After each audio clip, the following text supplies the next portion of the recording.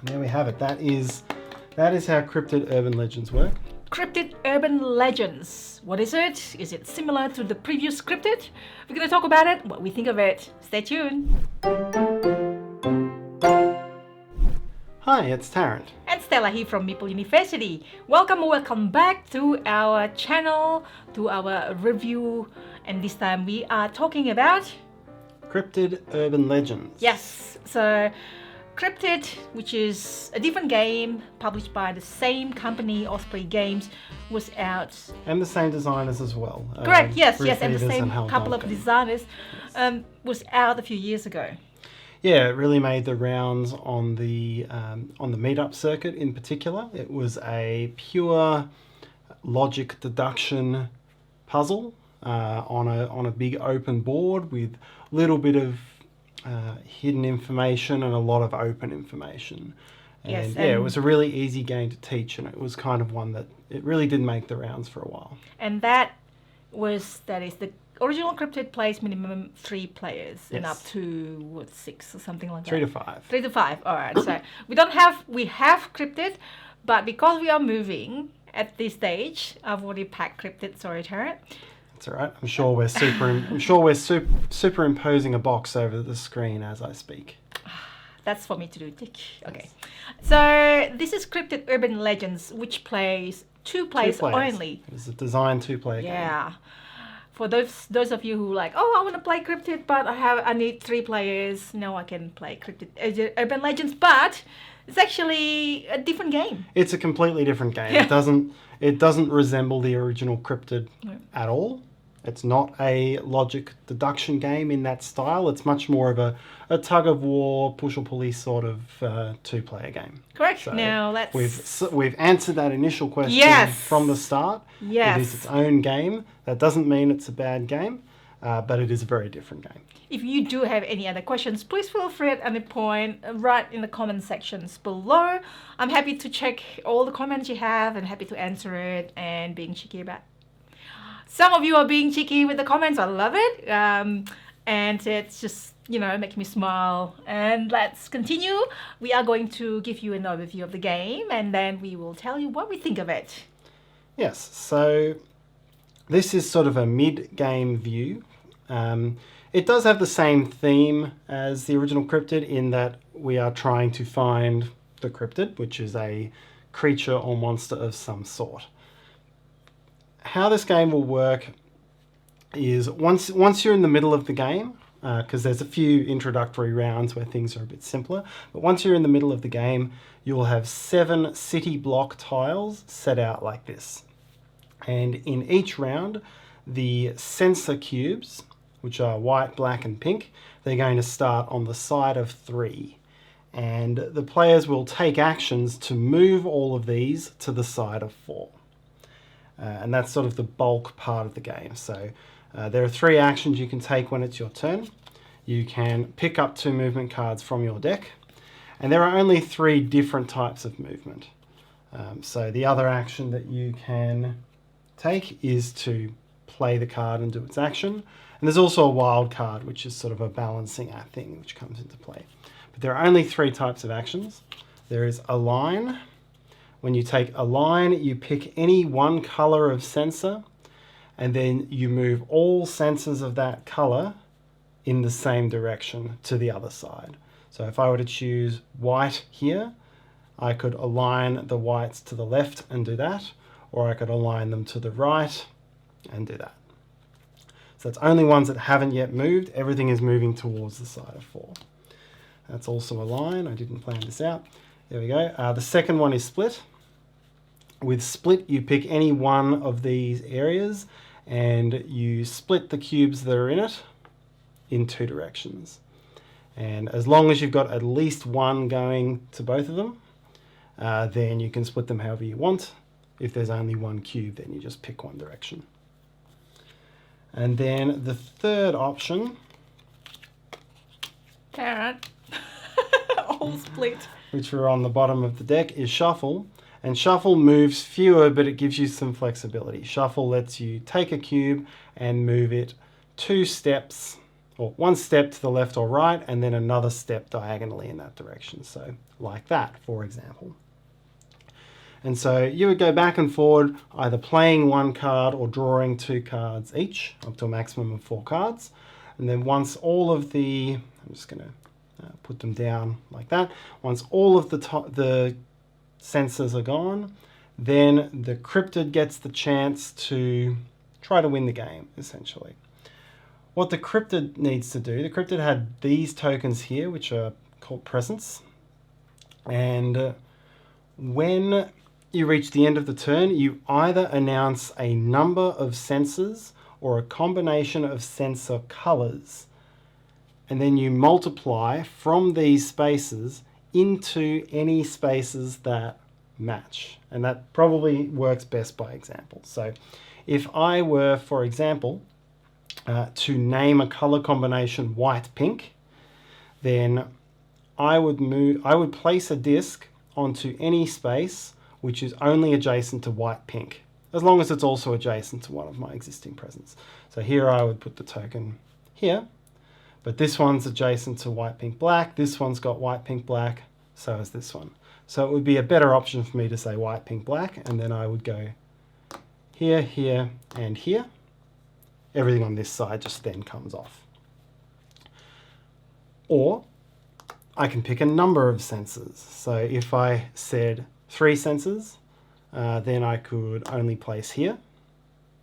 If I said 5 sensors, then I would place here and here. And the cryptid's aim is ultimately to capture the 2 outer spaces. So what the scientist player has to do is try to prevent the cryptid from having common objectives, or these common features on the 2 outer ones. By the way, we're playing face-to-face, so this is the side of the scientist, this is the side of the cryptid. Yeah. So here I'd be doing anything when these were moving around. Maybe I'd try to, maybe I would have tried to shuffle this white one out of the way, because now if I'm trying to duplicate off here, 4 versus 5 if you're counting sensors, black and pink versus black, pink and white if you're counting colors. So I would probably here have to say black, pink and white. I'd get to put one there and one there, and I'd continue going. So that's what the cryptid is trying to do, is get these 2 outer ones.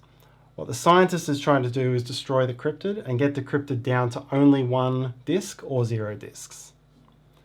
So if this black were here, for example, I think that would be a situation where, no, not quite, because there's a white here.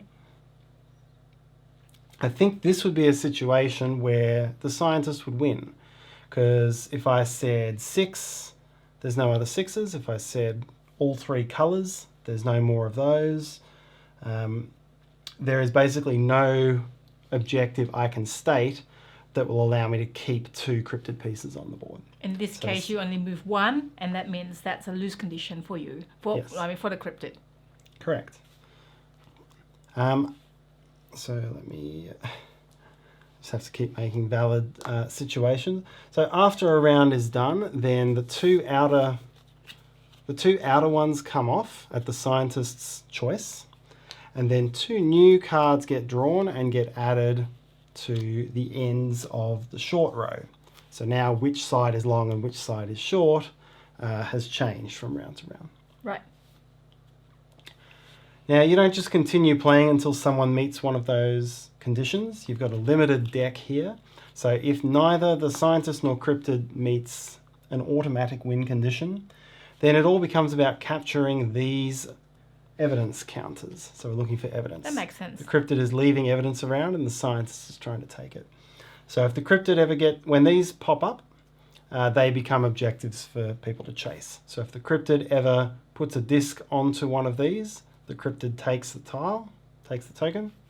If the scientist ever gets to sweep one of these off the board, then the scientist gets the token.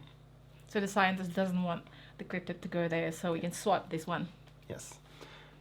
When you get one of these, the other player gets the wild card activated. It's a bit of a hedge a bit of a catch up, I guess, as players get ahead. And then if the deck runs out, then players get whichever ones of these are on their side of the board, and whoever has the most wins. So that's the other way the game can end. There's 5 of those, so it just becomes a simple best of 5. And there we have it. That is how Cryptid Urban Legends work. I think you've done a good job. I don't know if you agree or not, everyone at home, but I find that this is the mechanics. It's not that hard, but there's a lot of circularity and a lot of things that are new. Yeah, it's very. That is the toughest thing for this as sort of a quick occasional play, is that what's happening is quite abstract. It's not hugely intuitive, I don't think. Particularly as well, you start the game with just 1 and 2. And so I think you have to imagine how kind of like the cubes sort of start like that. Yeah. So you'll build it up over the first couple of rounds, and so it is a little bit tricky to visualize early on. But then once you get into it, it's quite a fun little game. It's interesting working out how you're essentially trying to skewer your opponent. You're trying to trick them into getting into a situation where they cannot get away from giving you an objective. Like thinking what sort of card they have. Like you don't know what cards they have, how they can move the focus. What is it called? Focus cubes? The sensor cubes. Sensor cubes. Sensor cubes. But then you're gonna split it. If you're the scientist, you want to split it so that it's hard for the cryptid to expand, and then the cryptid wants to create the situation where all the cubes are in. You can match it either numbers or colors, so they can expand as much as possible. Yeah, I think the scientist, to a large extent, is trying to keep like colors together. Certainly, that was what I saw when you. Certainly, I didn't play a good scientist. I think keeping because it's very easy to make. The easiest thing to do is to put all 3 colors next to everything. So if you can keep one color away from that side of the board, but a lot of that color is over here, it makes it hard for the cryptid to win on colors. And then, so the cryptid is then trying to force them back together, and that's where a shuffle can sort of push something right out there. But then you don't want to make sure that the cube counts is not similar. Yes, you've got to. That's where I think it would be too easy for the scientist if you didn't have that cube count option as a cryptid as well. That's true. So it feels really nicely balanced in that way. I think one of the things that really, really shone is that because of that, it's quite hard to get the 2 outside ones because of your ability to push things to one side as a scientist. It makes it harder for the cryptid to get that last one. It's relatively easy to keep 2 or 3 presents going on one side of the board. So it's quite hard for the scientist to sweep the cryptid out as well. You really have to do well to get to that point. I feel like in the games, it will be like, oh, I think you're ahead. No, I'm ahead. Oh, you're ahead. Like a tug of war type of game where I thought I'm going to win. No, I'm not. Oh, you won. And the card side of it is clever as well because you've got a hand limit of 4. It costs an action to draw 2. We were both often very careful about trying to force the other player to spend cards, to go into a new round with lots of cards, so you have flexibility. Those things they're an important part because it doesn't take very many actions to get 10 cubes to the other side of the board. No, that's true. And the artwork also done by, let me grab it. Got it on here as well. Kwan Chai Moria, which is I think quite well known in the board game industry. He's done a few arts here and there, and this is a good compact travel game as well. I mean, this is the size of the box, with the back of the box as well, and the maximum size you need is probably like 7 little cards up to here. Yeah. Probably not quite on the plane, or maybe it could be on the plane as well. So it's a quick game that is kind of like, there's a chess-like feeling where you kind of like try to outsmart your opponents. But really simple rules. It's just different. I think the first game, like, kind of like learning how it goes, and then after that, I mean, you might not too, which is probably just me, but they are often that you kind of like the first game, like, oh yeah, okay, you learning this and this, and then you can strategize a little bit better after, in the second half of the game or something. Yeah, it's really clever that way, and I think the fact that, I mean, these don't just serve as a way of having the game not go forever. They probably do serve as that, because